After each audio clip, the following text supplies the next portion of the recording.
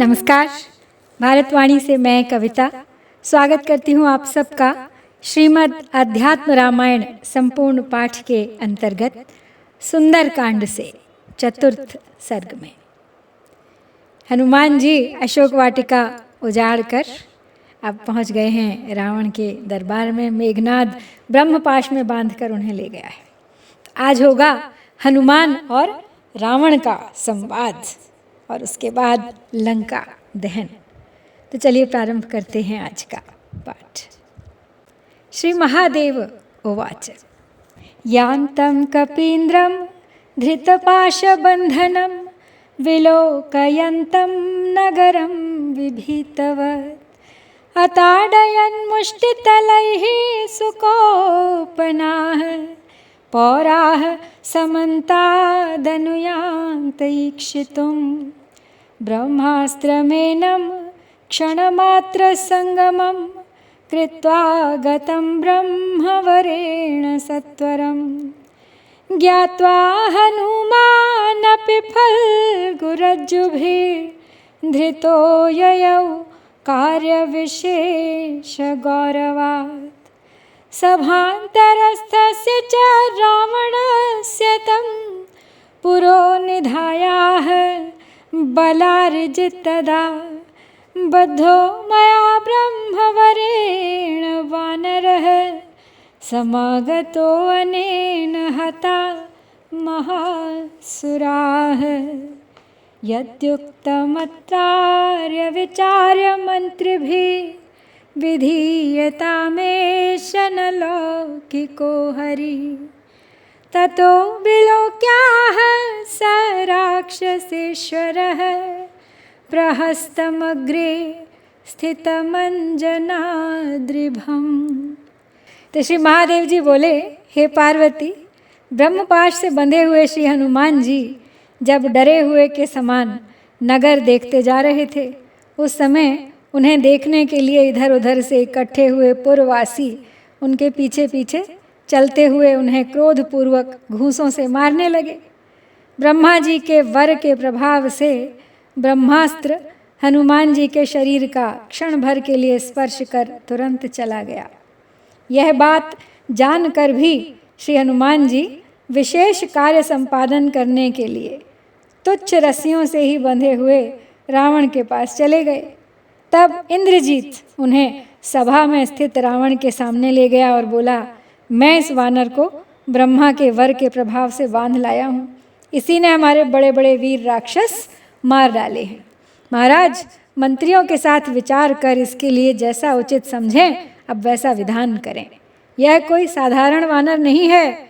तब राक्षस राज रावण ने सामने बैठे हुए कज्जल गिरी के समान कृष्ण वर्ण प्रहस्त से कहा, प्रहस्त पृच्छै नमसौ किमागतः किमत्र कार्यं कुतैव वानरः वनं किमर्थं सकलं विनाशितं हताः किमर्थं मम राक्षसा बलात् ततः प्रहस्तो हनुमन्तमादरात् पप्रच्छ केन प्रहितोऽसि वानर भयं च ते मास्तु विमोक्ष्यसे मया सत्यं वदस्वाखिलराजसन्निधौ ततो अतिहर्षात् पवनात्मजो रिपुं निरीक्ष्य लोकत्रयकण्टकासुरं वक्तुं प्रचक्रे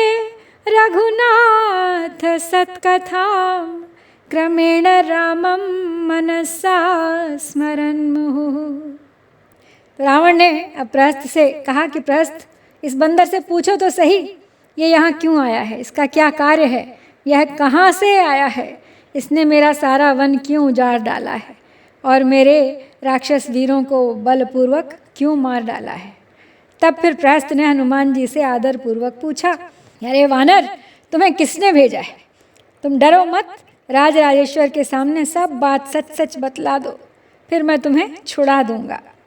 तब अपने शत्रु त्रिलोकी के कंटक रूप राक्षस राज रावण को देखकर पवन नंदन हनुमान जी ने हृदय में बारंबार श्री रामचंद्र जी का स्मरण कर अति हर्षित हो क्रम से रघुनाथ जी की सुंदर कथा कहनी आरंभ की। शृणु स्फुटम देवगणाद्य मित्र हे, रामस्य दूतो अहम शेष हृत्स्थिते, यस्याखिलेशस्य हृताधुना त्वया, भार्या स्वनाशाय शुनेव सद्धविः। स राघवो अभेद्य मतंग पर्वतम, सुग्रीव मैत्री मनलस्य सन्निधौ, कृत्वैक बाणेन निहत्य वालिनं, सुग्रीवमेवाधिपतिं चकारतम्। स वानराणामधिपो महाबली, महाबलैर्वानरयूथ कोटिभिः, रामेण सार्धं सह लक्ष्मणेन भोः, प्रवर्षणे अमर्षयुतो अवतिष्ठते। संचोदितास्तेन महाहरीश्वरा, धरासुतां मार्गयितुं दिशो दश, तत्राहमेकः पवनात्मजः कपिः, सीतां विचिन्वन् शनकैः समागतः। तो हनुमान जी कहने लगे कि हे देव आदि के शत्रु रावण, तुम साफ साफ सुन लो।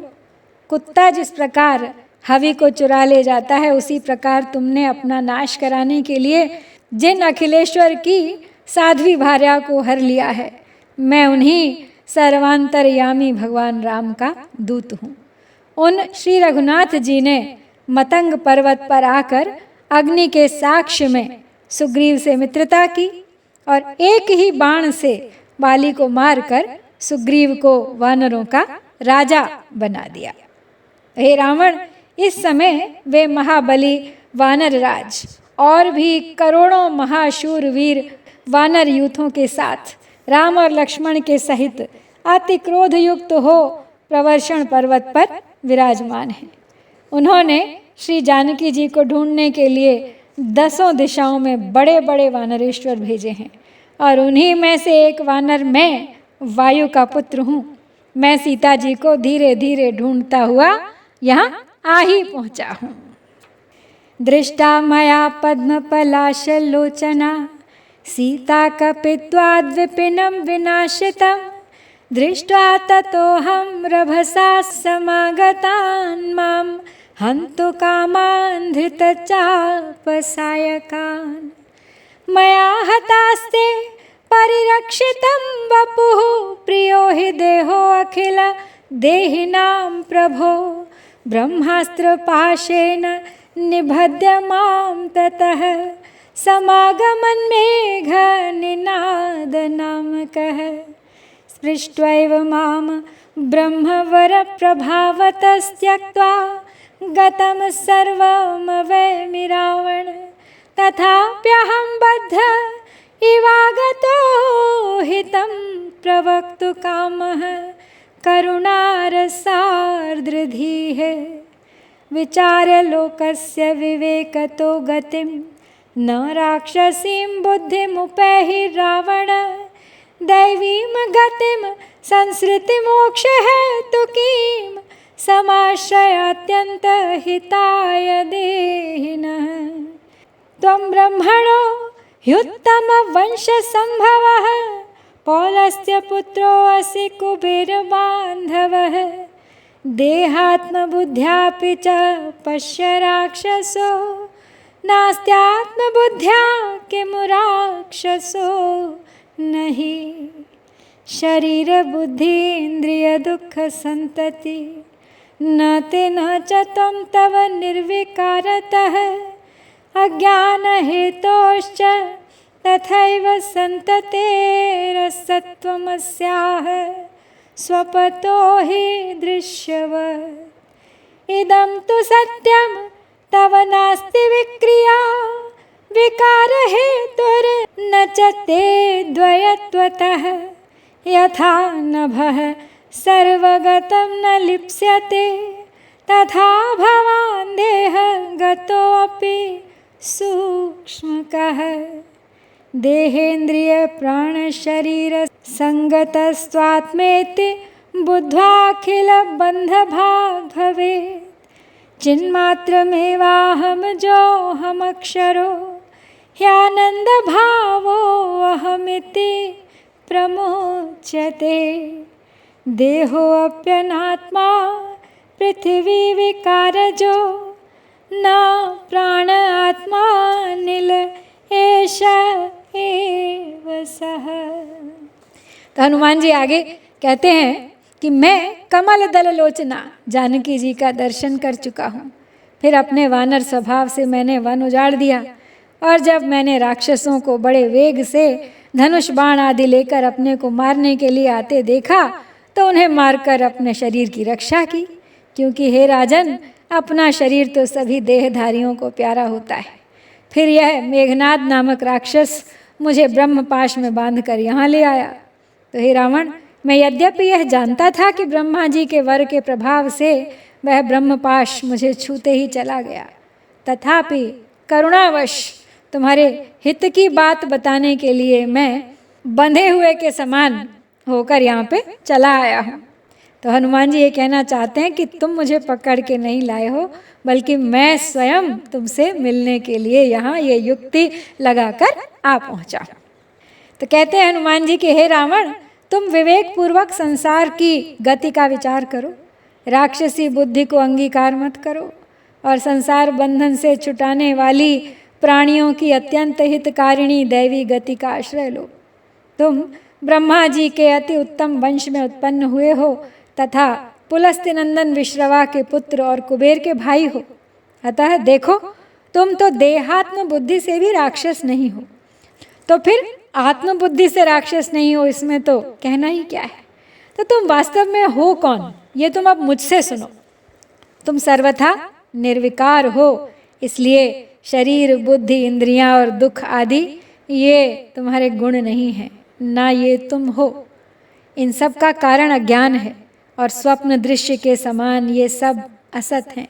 यह बिल्कुल सत्य है कि तुम्हारे आत्मस्वरूप में कोई विकार नहीं है, क्योंकि अद्वितीय होने से उसमें कोई विकार का कारण ही नहीं है। जिस प्रकार आकाश सर्वत्र होने से भी किसी पदार्थ के गुण दोष से लिप्त नहीं होता, उसी प्रकार तुम देह में रहते हुए भी सूक्ष्म रूप होने से उसके सुख दुखादि विकारों से लिप्त नहीं होते। जो मानते हैं कि आत्मा देह इंद्रिय प्राण और शरीर से मिला हुआ है, उनकी ऐसी बुद्धि ही सारे बंधनों का कारण होती है।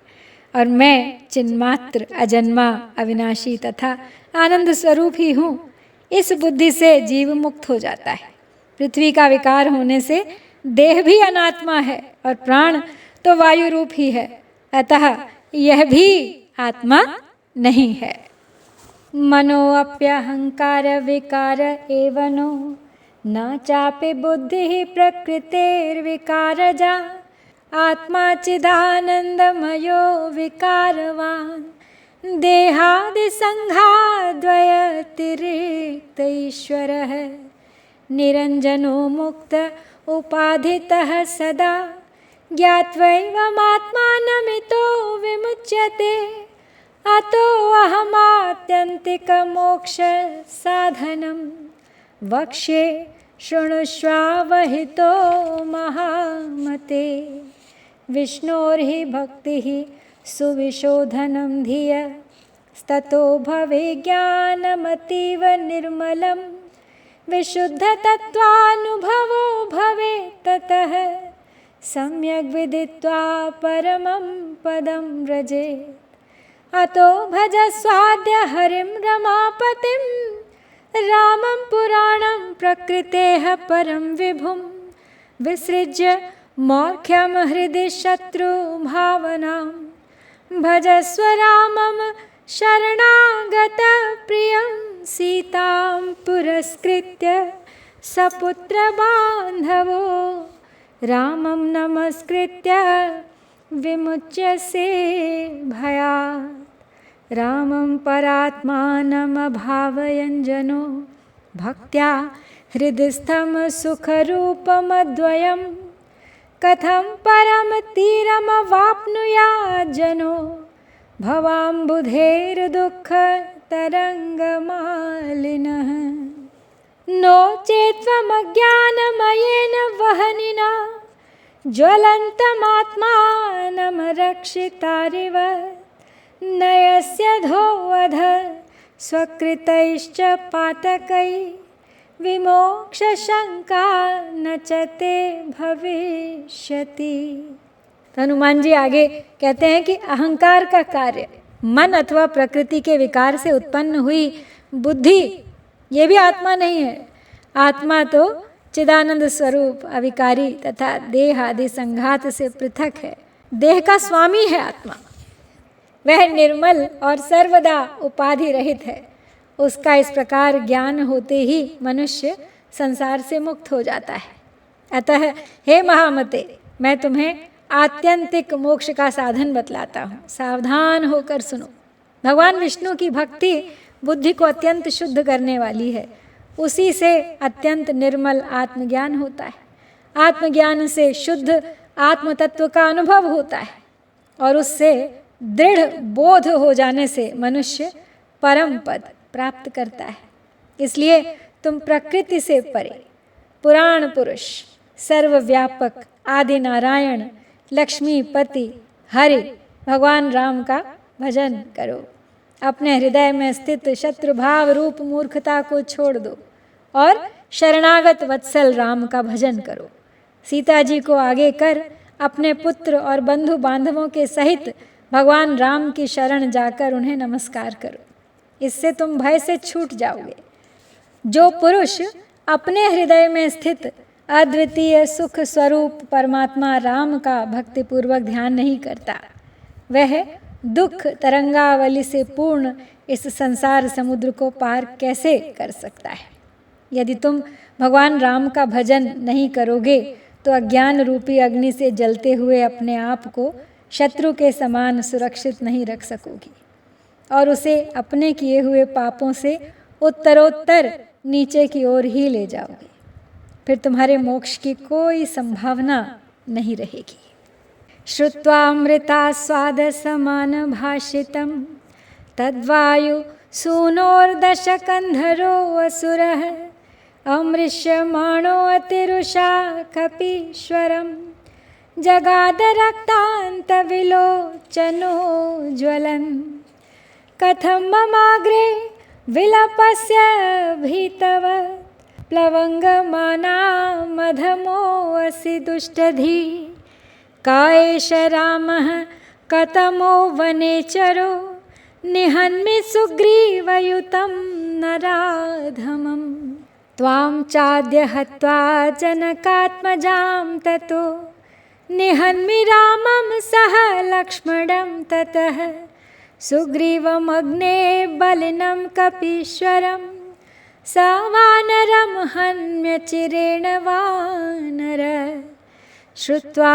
दशग्रीववचः समारुतिर्विवृद्धकोपेन दहन्निवासुरम् न मे समा रावणकोटयो अधम रामस्य दासो अहमपारविक्रमः श्रुत्वातिकोपेन हनुमतो वचो दशाननो राक्षसमेवमब्रवीत् पार्श्वे स्थितं मारय खण्डशः कपिं पश्यन्तु सर्वे असुरमित्रबान्धवाः निवारयामास ततो विभीषणो महासुरं सायुधमुद्यतं वधे राजन्वधार्हो न भवेत् कथञ्चन प्रतापयुक्तैः परराजवानरः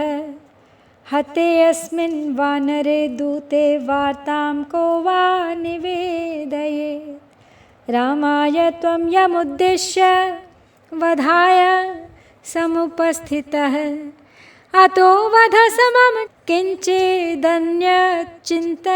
वानरे सचिह्नो गच्छतु हरिर्यं दृष्ट्वा यास्यति द्रुतं रामः सुग्रीवसहितस्ततो युद्धं भवेत्तव। विभीषणवचः श्रुत्वा रावणोऽप्येतदब्रवीत्। वानराणां हि लाङ्गूले महामानो भवेत् किल। अतो वस्त्रादिभिः पुच्छं वेष्टयित्वा प्रयत्नतः। वह्निनाम योजयित्वैनं भ्रामयित्वा पुरे अभितः। विसर्जयत् पश्यन्तु सर्वे वानरयूथपाः। तो फिर पवन सुत के यानी हनुमान जी के इस अमृत सदृश मधुर भाषण को सुनकर राक्षस राज रावण उसे प्रत्यक्ष रूप में सहन न कर सका। भीतर ही भीतर तो वो सब समझ रहा था और अत्यंत क्रोध से नेत्र लाल कर मन ही मन जलता हुआ हनुमान जी से बोला, अरे दुष्ट बुद्धे, तू वानरों में अधम है। मेरे सामने इस प्रकार निर्भय के समान कैसे प्रलाप कर रहा है। यह राम और वनचर सुग्रीव हैं क्या चीज़ मेरे सामने। उस नराधम को तो सुग्रीव के सहित मैं ही मार डालूंगा। अरे वानर, पहले तो आज तुझे ही मारूंगा और फिर जानकी का वध करूंगा। तदनंतर लक्ष्मण के सहित राम को मारूंगा और उनसे भी पहले उस बड़े बली वानर राज सुग्रीव को उसकी वानर सेना के सहित कुछ ही देर में मार डालूंगा। तब रावण के ये वचन सुनकर हनुमान जी अपने बढ़े हुए क्रोध से उसे जलाते हुए से बोले, अरे अधम, मेरी समानता तो करोड़ रावण भी नहीं कर सकते। जानता नहीं, मैं भगवान राम का दास हूँ। मेरे पराक्रम का कोई ठिकाना नहीं है। हनुमान जी के अब ये वचन सुनकर रावण ने अत्यंत क्रोधपूर्वक अपनी बगल में खड़े हुए एक राक्षस से कहा, अरे इस वानर के टुकड़े टुकड़े करके मार डालो, जिससे सब राक्षस मित्र तथा बंधुगण इस कौतुक को देखें। तब विभीषण ने हथियार लेकर मारने के लिए तैयार हुए उस प्रचंड राक्षस को रोककर कहा, राजन, प्रतापी पुरुषों को अन्य राज्य के वानर दूत को किसी प्रकार भी मारना नहीं चाहिए। यदि यह वानर दूत मारा गया तो जिनका वध करने के लिए आप उद्यत हुए हैं, उन राम को यह समाचार कौन सुनाएगा। अतः इस वानर के लिए वध के समान ही कोई और दंड निश्चय कीजिए, जिसका चिन्ह लेकर यह वानर जाए और उसे देखकर सुग्रीव के सहित राम तुरंत ही आए और फिर उनसे आपका युद्ध हो। तो विभीषण का कथन सुनकर रावण भी यूं बोला कि वानरों को अपनी पूंछ पर बड़ी ममता होती है, अतः इसकी पूंछ को वस्त्र आदि से खूब लपेट दो और फिर उसमें आग लगाकर इसे नगर में चारों ओर घुमाकर छोड़ दो, जिससे समस्त वानर यूथपति इसकी वह दुर्दशा देखेंगे। तथेति क्षणपट्टैश्च वस्त्रैरन्यैरनेकशः तैलाक्तैर्वेष्टयामासुरलाङ्गूलं मारुतेर्दृढं। पुच्छाग्रे किञ्चिदनलं दीपयित्वाथ राक्षसाः रज्जुभिः सुदृढं बद्ध्वा धृत्वा तं बलिनो असुरा। समन्ताद् भ्रामया मासुश्चोरोऽयमिति वादिनः तूर्यघोषैर्घोषयन्तस्ताडयन्तो मुहुर्मुहुः। हनुमतापि तत्सर्वं सोढं किञ्चित् चिकीर्षुणा। गत्वा तु पश्चिमद्वारसमीपं तत्र मारुतिः सूक्ष्मो बभूव बन्धेभ्यो निःसृत पुनरप्यसौ। बभूव पर्वताकारस्ततः उत्प्लुत्य गोपुरं तत्रैकं स्तम्भमादाय हत्वा तान् रक्षिणः क्षणात्। विचार्य कार्यशेषं स प्रासादाग्राद्गृहाद्गृहम् उत्प्लुत्य सन्दीप्तपुच्छेन महता कपिः। ददाह लङ्कामखिलां साट्टप्रासादतोरणां। हा तात पुत्रनाथेति क्रन्दमानाः समन्ततः व्याप्ताः प्रासादशिखरे अप्यारूढा दैत्ययोषितः। देवता इव दृश्यन्ते पतन्त्यपावके अखिलाः विभीषणगृहं त्यक्त्वा सर्वं भस्मीकृतं पुरं। तत उत्प्लुत्य जलधौ हनुमान् मारुतात्मजः लाङ्गूलं मज्जयित्वान्तः स्वस्थचित्तो बभूव सः। वायोः प्रियसखित्वाच्च सीतया प्रार्थितो अनलः न ददाह हरेः पुच्छं बभूवात्यन्तशीतलः। यन्नाम संस्मरण धूत समस्तपापास्तापत्रयानलमपीह तरन्ति सद्यः। तस्यैव किं रघुवरस्य विशिष्टदूतः सन्तप्यते कथमसौ प्रकृतानलेन। तो विभीषण के सुझाव को रावण ने मान लिया और फिर रावण ने कहा कि इसकी पूंछ में आग लगा दी जाए। तो राक्षसों ने बहुत अच्छा कहा, हनुमान जी की पूंछ सन के पट्टों से और तेल में भीगे हुए नाना प्रकार के चिथड़ों से बड़ी दृढ़ता से लपेटी और पूंछ के सिरे पर थोड़ी सी आग लगाकर उन्हें दृढ़तापूर्वक रस्सी से बांधकर कुछ बलवान राक्षस उन्हें मारते हुए बारंबार तुरही बजाकर यह कहते हुए कि यह चोर है सारे नगर में सब ओर घुमाने लगे। हनुमान जी ने भी कुछ कौतुक करने की इच्छा से यह सब सहन कर लिया। जिस समय वे पश्चिम द्वार पर पहुँचे उस समय तुरंत ही सूक्ष्म रूप होकर उन बंधनों में से निकल गए और फिर पर्वताकार हो उछलकर द्वार के कंगूरे पर चढ़ गए। वहाँ से उन्होंने एक स्तंभ उखाड़कर एक क्षण में ही उन समस्त रक्षकों को मार डाला और फिर अपना शेष कार्य निश्चय कर उस प्रासाद के अग्रभाग से एक घर से दूसरे घर पर छलांग मारते हुए अपनी जलती हुई लंबी पूंछ से महल, अटारी और बंधनवार आदि से युक्त समस्त लंकापुरी में आग लगा दी। उस समय हा तात, हा पुत्र, हा नाथ ये सब कहकर सब ओर फैली हुई महलों के ऊपर भी चढ़ी हुई तथा अग्नि में गिरती हुई समस्त दैत्य स्त्रियां देवताओं के समान मालूम होती थीं। इस प्रकार हनुमान जी ने विभीषण के घर को छोड़कर और सारा नगर भस्म कर डाला। सोने की लंका लोहे की लंका में बदल डाली। तदनंतर पवनात्मज हनुमान जी उछलकर समुद्र में कूद पड़े और अपनी पूंछ बुझाकर स्वस्थ चित्त हो गए। सीता जी की प्रार्थना से तथा वायु का प्रिय मित्र होने के कारण अग्नि ने हनुमान जी की पूंछ नहीं जलाई।